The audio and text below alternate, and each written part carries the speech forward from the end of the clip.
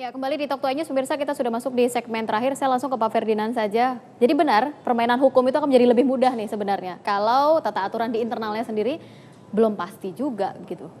Kalau sudah ditetapkan SOP-nya, sudah jelas aturannya, sebenarnya jaksa selaku eksekutor tinggal menjalankan saja, begitu. Sebenarnya ya? Sebenarnya. Cuman sekarang adalah aturan-aturan itu masih belum jelas di situ. Dan juga publik juga bertanya-tanya, ini kenapa ditetapkan begitu? Seharusnya kalau sudah ada SOP-nya juga Jaksa Agung akan dengan mudah untuk menjawab. Si A ditetapkan ini karena ini, si B ditetapkan ini karena ini. Jadi begitu. Tapi sekarang aturan-aturan itu belum ada tertata dengan baik.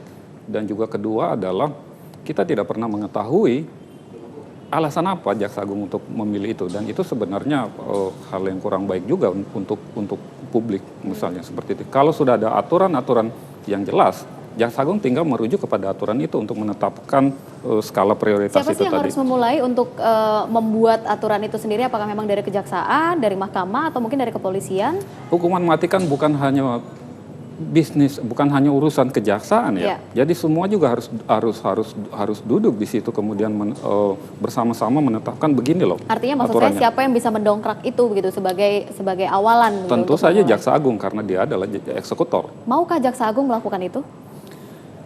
Mungkin ditanya ke Jaksa Agung ya. Kalau ditanya ke saya ya saya akan mendorong untuk itu. Komisi Kejaksaan akan mendorong untuk itu. Oke, bisa dilakukan secepat itu?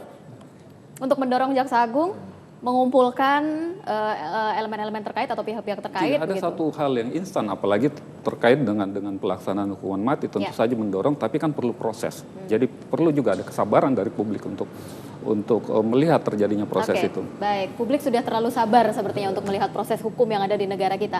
Kang Asep, kalau dari pandangan Anda apa sih sebenarnya bisa dilakukan selagi hukum atau mungkin selagi aturan yang ada di internal ini belum lengkap atau belum sempurna? Freddy Budiman, kemudian juga Mary Jane, dan juga satu orang warga negara Prancis yang memang lolos kali ini di jilid ketiga. Karena makanya saya juga aneh kan ada jilid 1, jilid 2, jilid 3. Artinya apa? Seperti buku berseri ya?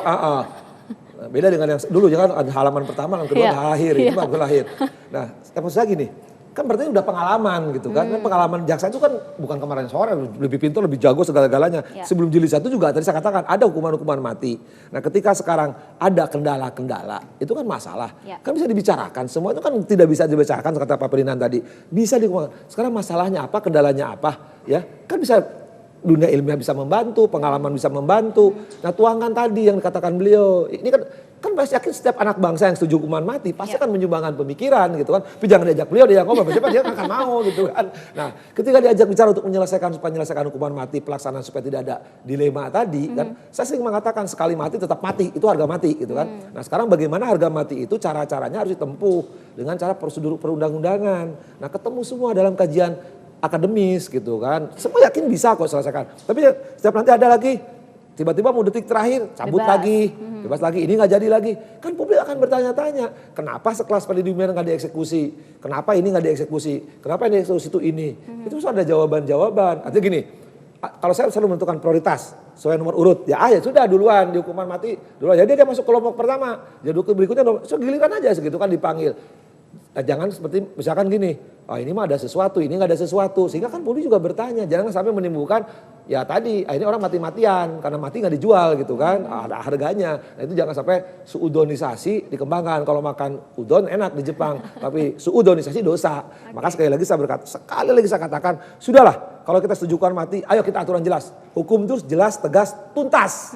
Jangan ada kertas. Kalau tadi dikatakan Menteri Yasona sebenarnya mau untuk membuat dari aturan ini sendiri. Yasona tuh kebijakannya bau, udah katakan berkali, kebijakannya bau, tadi bagus sekali lagi. Tapi kan tataran pelaksanaan di lapangan berhadapan dengan sekian yang sudah menjadi mendarah daging sudah kronis gitu kan. Saya katakan di LP itu kan selalu ada pembiaran, ada pemeliharaan, ada kekerasan, ada pemerasan. Selama itu berlangsung di LP ada oknum-oknum LP yang melakukan itu, kebijakan apapun dari seorang menteri tidak akan berhasil. Jadi menteri hukum itu gampang, penyelesaian kalau imigrasi gampang, undang gampang. Bagaimana menyelesaikan LP? Selalu setiap menteri pergantian menteri orde baru yang sampai reformasi selalu berhadapan dengan LP. Dan sekarang gejolak sampai ada sudah semuanya saya kira. Kita kalau ini diselesaikan pada Pak Ferdinand saja kalau begitu ya. Enggak, ada komisi kejaksaan nggak bisa. Pesan kepada Jaksa Agung dong. Oh ya betul. Beliau juga boleh. Oke, terakhir dari Komnas HAM. Kalau Anda melihat kasus ini yang seakan tidak pernah selesai begitu. Kalau memang lolos lagi. Sampai kapan peredaran narkoba itu bisa selesai? Saya belum jawab satu tadi, soal alternatif hukuman. Ya. Nah, hukuman seumur hidup maksimal. Ya. Nah, itu satu. Nah, yang kedua, apa yang dihasilkan dari kejahatan itu diambil oleh negara. Korupsi, narkoba, itu efektif mungkin. Besar kemungkinan efektif. Jadi, korupsi misalnya ya, kenapa orang masih senyum kalau diproses? Karena ya tahu hukumannya rendah, kemudian penyitaannya banyak kendala. Nah, kalau memang masih banyak kendala hukum, dirubah itu. Sehingga nanti kalau tertangkap terkait dengan ini semuanya disita. Kemudian barang-barang bukti juga harus tidak boleh dipermainkan. Ya. Nah, itu hukumannya seperti itu mungkin maksimal. Nah, yang kedua, saya kira kerumitan ini, saya mau melihat kegagapan kita ketika mau mengeksekusi dari negara-negara besar. Nah, itu juga problem karena negara-negara ini sudah menghapus hukuman mati, seperti Perancis. Ya. Kemudian kemarin juga negara-negara Eropa yang lain. Nah, ini mungkin harus menjadi pertimbangan selain yang kami sebut tadi di awal bahwa memang negara-negara kecenderungannya seratusan lebih negara sekarang sudah menghapus jenis hukuman mati. Nah, saya kira masa depan hukuman mati semakin hari semakin berkurang, tetapi harus diingat bahwa jenis hukuman yang lain itu juga harus maksimal dan efektif. Yang di Indonesia kan tidak efektifnya di situ. Ya. Jadi kalau hukuman mati dihapus, misalnya ada jenis hukuman pengganti yang selain hukuman mati, yang saya sebut seperti yang kami sampaikan tadi. Orang kalau ditangkap korupsi deh, ya harus disita asetnya yang terkait Kalau dengan narkoba? korupsi. Kan dia punya ngumpulin dong aset, kan bisa ditelisik. Dia kumpulin tuh dari barang yang ilegal. Nah, negara terhadap hal-hal yang ilegal berwenang mengambil. Oke. Karena itu didapatkan dari cara-cara ilegal, berarti barangnya itu ilegal. Nah, negara yang paling sah untuk melakukan pengambilan. Jadi saya kira konstruksi hukumnya bisa dibangun.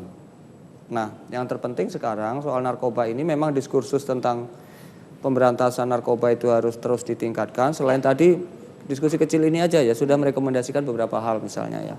Beberapa peraturan ternyata mengandung kelemahan. Misalnya usulan Komnas HAM juga beberapa jenis hukuman juga harus diperbaiki. Ya. Kemudian hal-hal yang terkait pertanyaan-pertanyaan publik itu juga harus dijawab. Saya kira itu yang dapat kami sampaikan dan sekali lagi narkoba ini menjadi satu ancaman nasional sebenarnya. Baik. Hanya pemberantasannya menurut kami belum Harus menjadi direview ulang komitmen begitu? nasional. Oke. Nah, itu jadi nggak berimbangnya di situ. Ya. Ya kalau jadi satu ancaman nasional, komitmennya harus Komitmen nasional, nasional juga. Baik. Nah itu tapi yang paling penting yang berat yang tadi, oknum-oknum yang terlibat harus diikutsertakan untuk ditindak. Ya. Nah ini kalau itu tidak ada komitmen nasional, hanya diserahkan kepada 1-2 menteri, mungkin menterinya juga lama-lama kibarkan bendera putih gitu. Menyerah juga. Gitu ya.